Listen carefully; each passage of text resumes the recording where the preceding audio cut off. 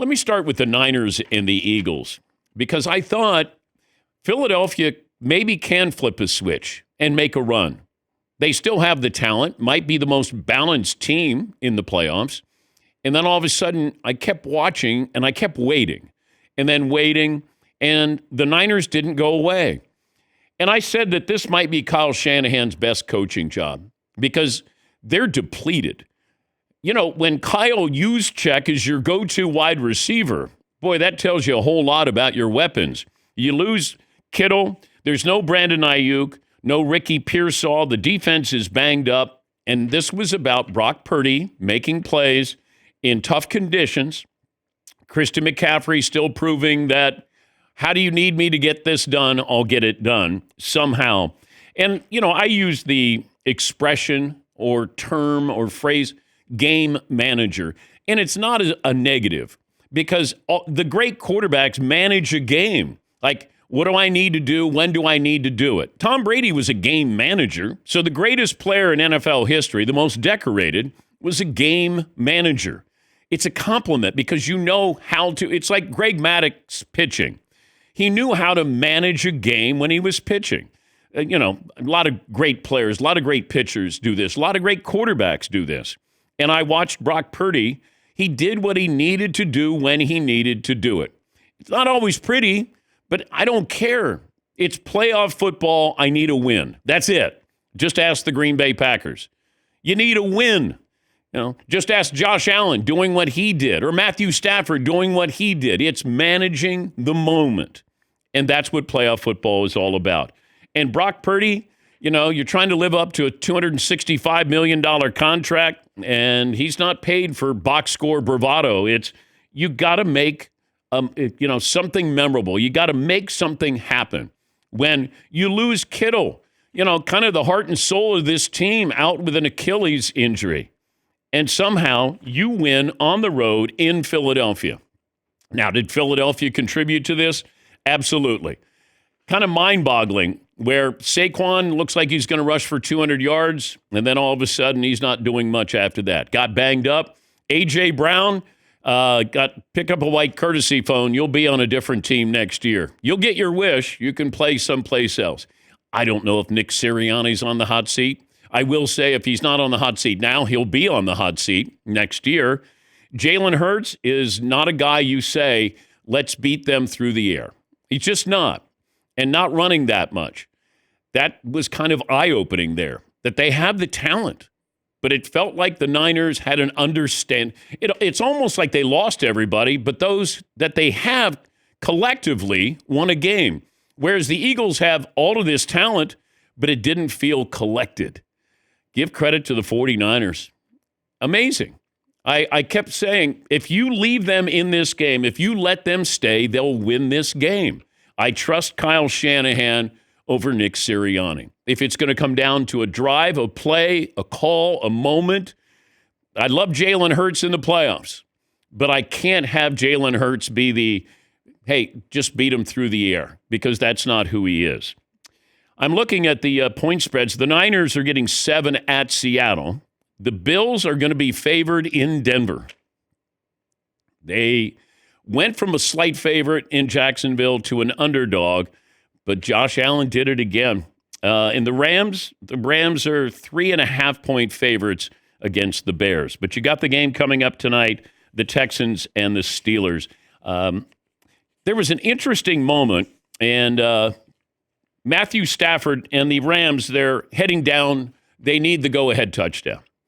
And I love what Davante Adams said, that Matthew Stafford said to his team in the huddle before that game-winning touchdown. Yeah, I think he said, let's go snatch these guys' hearts. That was pretty cold. Just to hear that, and I actually literally smiled in the moment because I thought that was like one of the most gangster things you could say in that moment, honestly. And to hear him say that and the look on his face and then throw the touchdown and then the look on his face after that was just like MVP stuff. Pretty good. Let's go rip their heart out. Let's go snatch these guys' hearts. Yeah. Oh, my God. And Carolina, I know having a loss in the playoffs, it's hard to say that was a good loss. But of all the teams that lost, if I'm Carolina, I feel pretty good today. You know, you went toe-to-toe. That's a team you beat before. and you had some moments. You had the ball last, 30 seconds to go, 4 incompletions.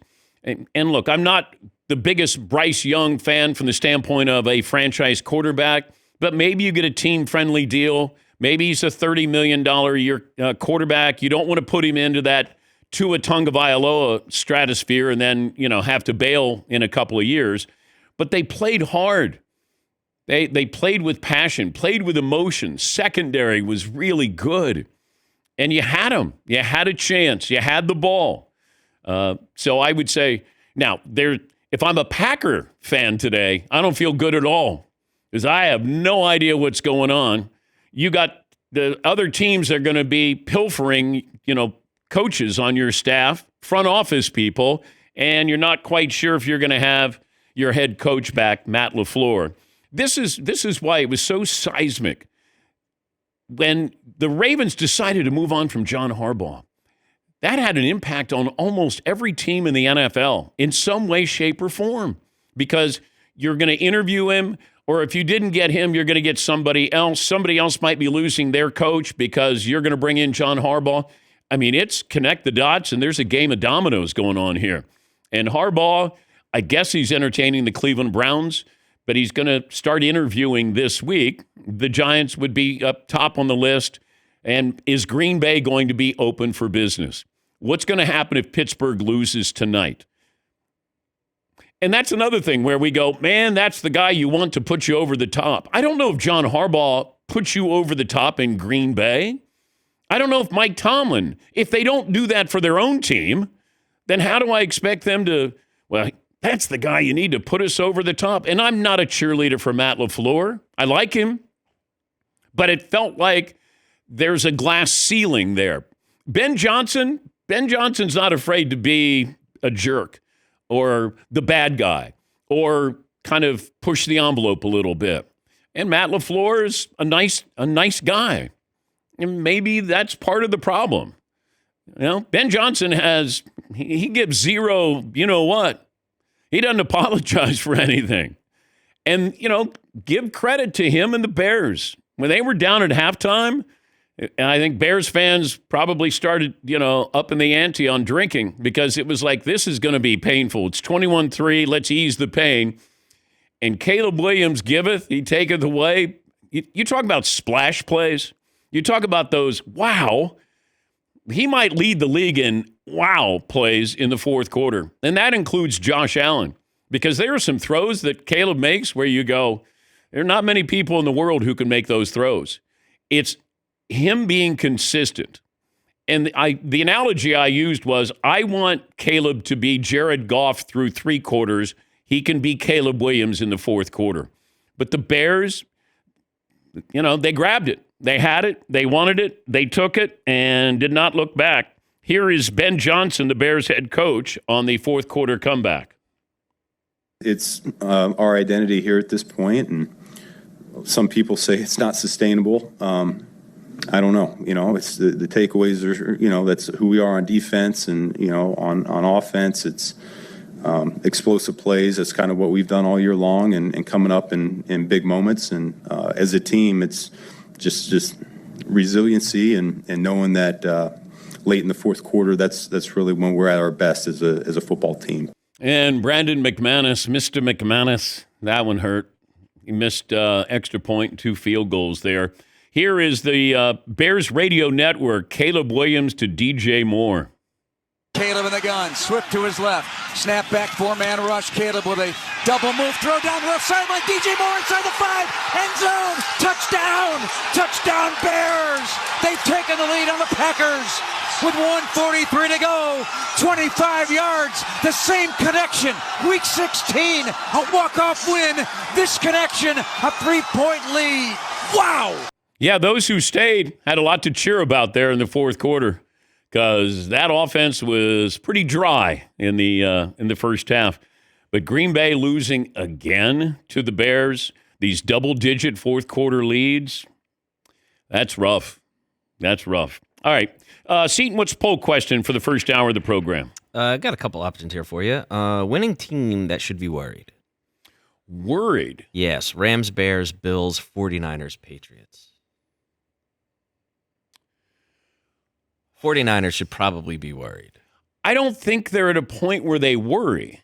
Like the Rams, like if you're supposed to win, the Niners are 7-point underdogs. So I don't know if they would worry.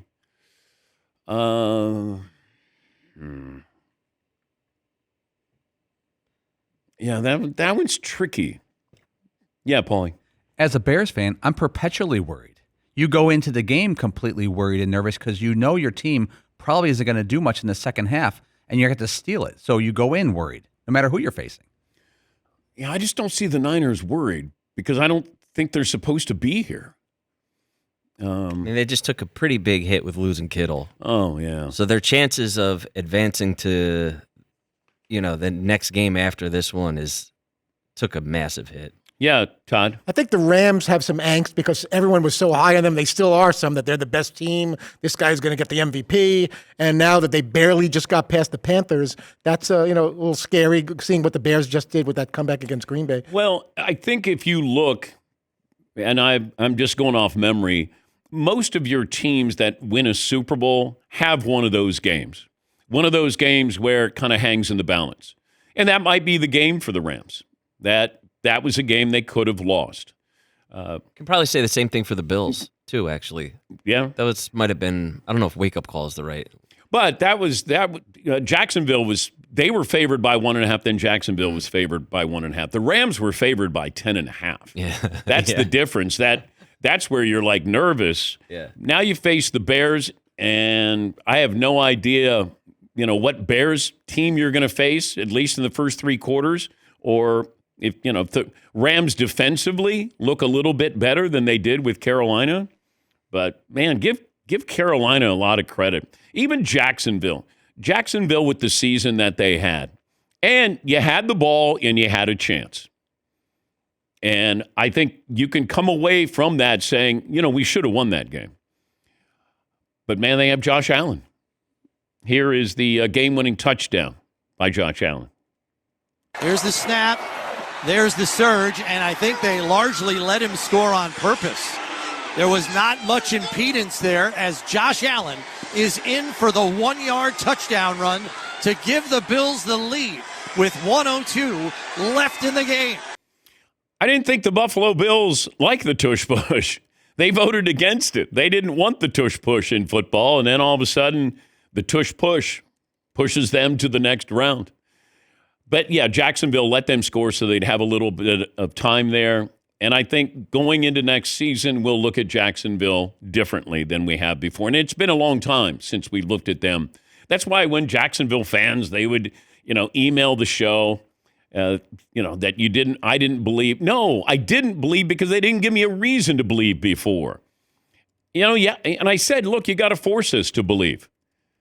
That and they played great. The second half of the season, played great and should be very proud of what they did. And they should have won the game. You're at home. You should win those games. But it's weird how it comes down quarterback play to get a big moment. And you had that. Some of these, Matthew Stafford, big moment. Caleb Williams, big moment. Josh Allen, big moment. Now, Drake May didn't need big moments. He's going to need them. He didn't look that good, but that defense looked great. And the Chargers' offensive line, I know it's banged up, but so is Justin Herbert as a result. Man. And you saw all these great games. And Paulie made the analogy. It's like having this great meal and then dessert is just okay. So you had all of this great meal of all these other games. And then dessert was the Patriots against the Chargers, and, the tiramisu was burnt. But everything else was pretty good. Yeah, Paulie. The Patriots hit the Chargers quarterback 11 times. You mentioned how Super Bowl teams sometimes have hiccups. I just went back and picked a random Super Bowl team. The 0-1 Patriots, the first year with Bledsoe and Brady. They had 3 playoff games. They were down at halftime in all 3 playoff games. Yeah. It happens, and then we always talk about a wake-up call. And it'll happen to somebody this next week as well.